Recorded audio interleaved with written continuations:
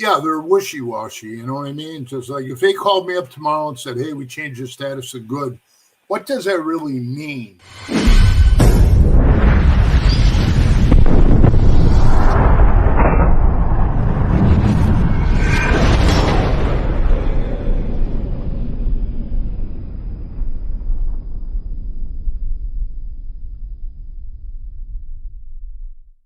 Welcome to this episode of Chattin with Staxx. I'm your host, Bill Staxx, and today I got PeeWee. What's up, PeeWee? What's up, Billy? I'm doing great. Thank you for joining me. I appreciate it. See him count all that money back there. Yeah, you remember the days, right? Yeah. So one thing I want to talk to you about is you were offered a role on Sons of Anarchy. Yeah. Well, DL is one of the members. He was from Oakland, and me and him were real close at the time. He invited me up to the set. So me and this tattoo artist that I knew from Vegas, he was a member. We took a ride out there in his truck, and we got to the set right there where you seen him in the lot right there. We pulled in that lot, and the clubhouse was inside and everything like that. And we walked in there, we walked around, and we checked it out, you know. And I was sitting at that table that they had. It looked like it was all wood carved, but it was all made of plastic, you know. I was just looking around. I seen some of the actors. We just nodded our heads kind of to each other. And then Kurt Sutter came in there, and he's like, oh, man, I would love to have you on the show. And he said, man, you're the real deal. You know, he says, you want to do it? He said, man, I'll take care of you and all this stuff. And I said, man, I can't do it right now because I was going through a criminal case, you know, myself. And you know yourself, Billy, if you're, even if I was on that TV show, people watching it believe what they see. Yeah. And I thought, man, if I'm on that TV show, we're running around counting money, guns, drugs, that's in there. It's installed in their heads. I couldn't take a chance of a juror or somebody because I was taking it right all the way. You know, I was fighting it all the way. And I just thought my chances would be screwed if I had one person on that jury see me on that show and then say, oh, yeah, that's that guy, you know, that was on that other biker show. And they believe that crap. So yeah, I declined, and I told them, hey, listen, if I win my case and I'm free, I'll come back and I'll seriously think about it. But I got to be honest with you, I did not really watch it. You know, I didn't watch it. I wasn't like a diehard, oh, God, I got to, you know, record a series. And so.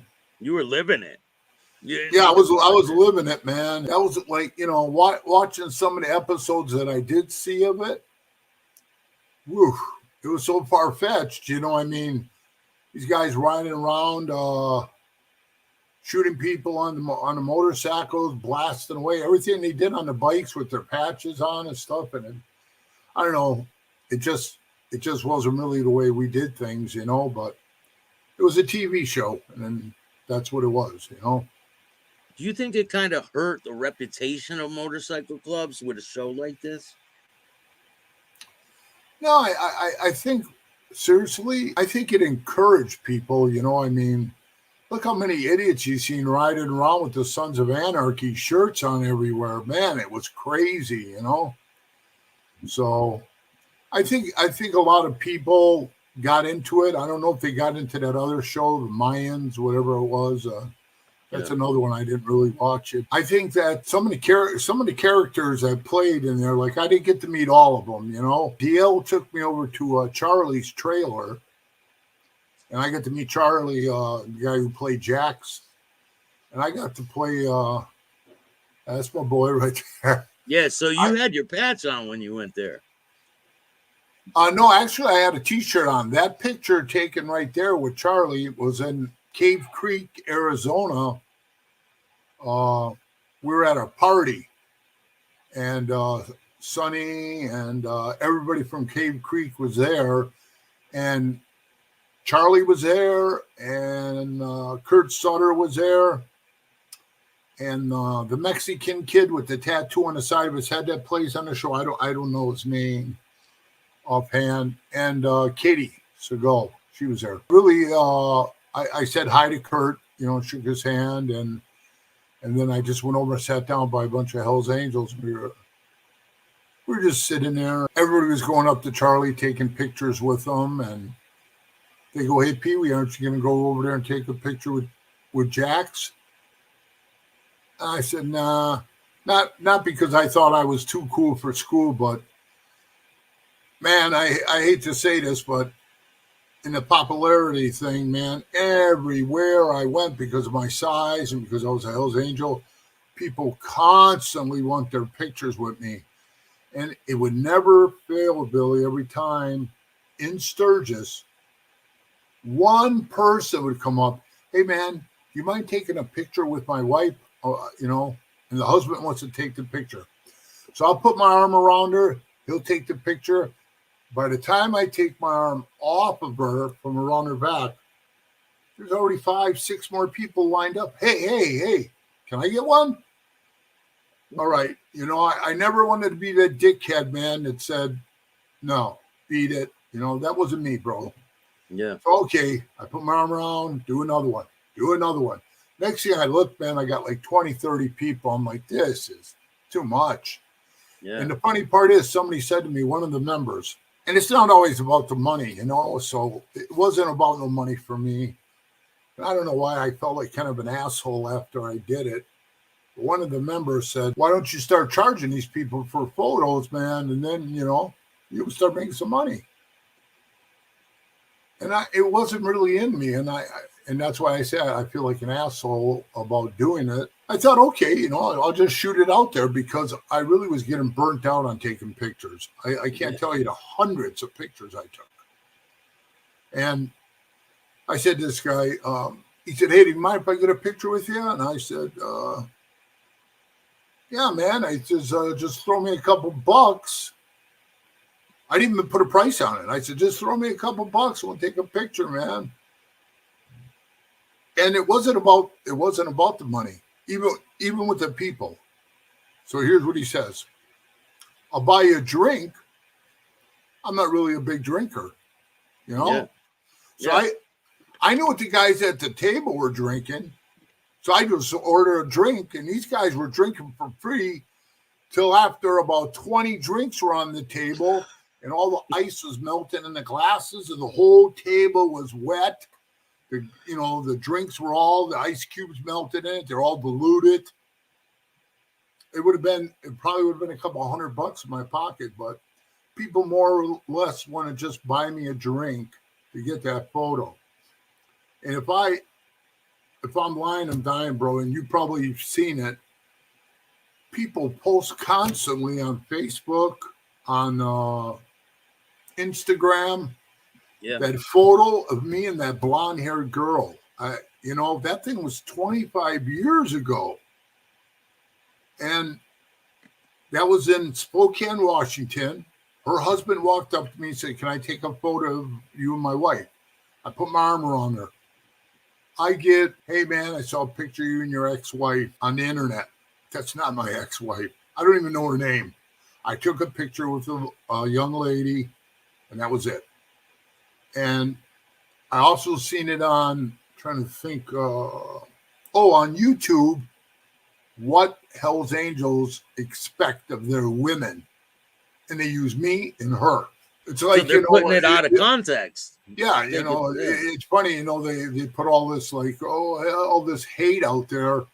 "Oh, PeeWee was a rat and shit." Then we find out that I wasn't a rat, and I never did rat on anybody. They never said, "Hey, sorry for calling you a rat" or anything. But now now you see on Facebook and everything with Rick, and Rick does his homework. He really does, man. So he put it out there, Sonny ratted and testified. But that's water over the dam, bro. I mean, I already told you about the time, the other member from Canada testified on me. And everybody's got that quick, PeeWee did this, PeeWee did that. But tell you one thing PeeWee didn't do is ever take the stand. Yeah, yeah. That's a part of give anybody's name up. I'll tell you what, that's what PeeWee did. I just stuck to the basics, took care of business, and ran my charter. And you don't know who's in these pictures. They could be someone who cooperated. It could be law enforcement. Right. Have you ever seen anyone get in trouble because of pictures? Yeah. Well, I think it. I'm not for sure. This is just a little, a little gossip here and there. I hear from people telling me shit. Just like when they, after 20 years of Chuck Zito being out of the club, they put him out bad for something I guess they told him not to do. Now, this is where I say the hearsay. They told, from what I heard, they told him, hey, don't do this. What it is, I don't know if it was a documentary, a clip he did. I don't know. I really don't. I don't really give a shit.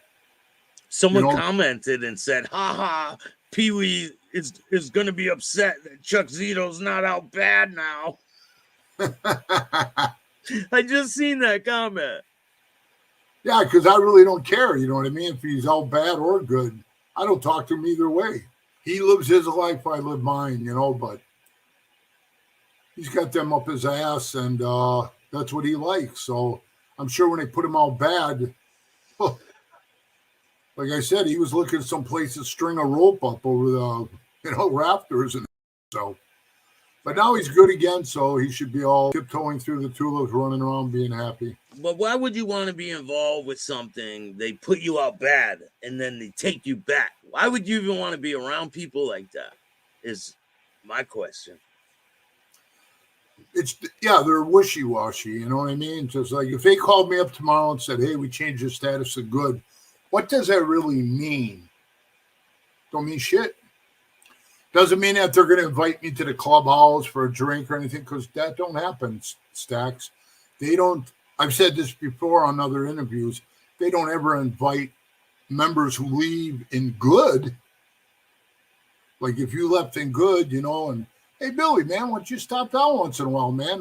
Don't be such a stranger, Stop down, have a drink with us, or stop by and say hi.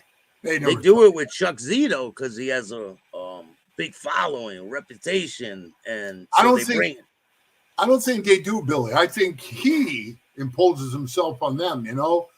He's the one that goes looking where they're at, and he tries to be a part of that every chance he gets. I don't see any of them calling him up. Hey, come hang out with us, man. Yeah. No, I really don't. I really don't. I want to ask you about patches. People getting their patch taken either from another club or the police. What's the protocol? And have you seen this before where someone has gotten their patch taken from someone else?